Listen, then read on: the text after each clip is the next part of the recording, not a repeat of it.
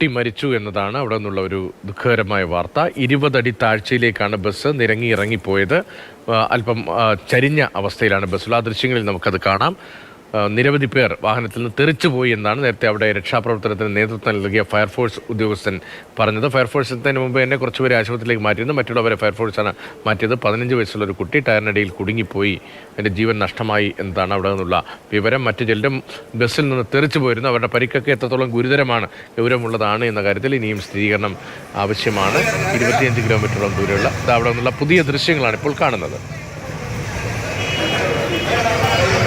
ഇപ്പോൾ അപകടത്തിൽപ്പെട്ടവരെ കോതമംഗലത്തെ ആശുപത്രിയിലേക്ക് മാറ്റിയിരുന്നു. ഹോസ്പിറ്റലിലേക്ക് പരിക്കേറ്റവരെ കൊണ്ടുവരുന്നതിൻ്റെ ദൃശ്യങ്ങളാണ് ഇപ്പോൾ കാണുന്നത്. ഏറ്റവും പുതിയ ദൃശ്യങ്ങളാണ് കാണുന്നത്. 25ഓളം പേർക്ക് പരിക്കേറ്റിട്ടുണ്ട്. പരിക്കേറ്റവരുടെ നില ഗുരുതരമല്ല എന്നുള്ള റിപ്പോർട്ടാണ് ആദ്യഘട്ടത്തിൽ ലഭിക്കുന്നത്. എന്നാലും മികച്ച ചികിത്സ ഇവർക്ക് ലഭ്യമാകേണ്ടതുണ്ട് എന്നതിനാൽ ഇവരെല്ലാവരും തന്നെ കോതമംഗലത്തെ ആശുപത്രിയിലേക്ക് മാറ്റുകയായിരുന്നു. ഒരു കുട്ടി ഉൾപ്പെടെയുള്ളവർക്കാണ് ഗുരുതരമായ പരിക്കേറ്റത്. 20 അടി താഴ്ചയിലേക്ക് KSRTC ബസ് നിയന്ത്രണം വിട്ട നിരങ്ങി ഇറങ്ങിയ ബസ്സിൻ്റെ വേഗത മൂലമായിരിക്കണം ഫ്രണ്ട് ഗ്ലാസ് തകർന്ന് ഇവർ പുറത്തേക്ക് വീണു.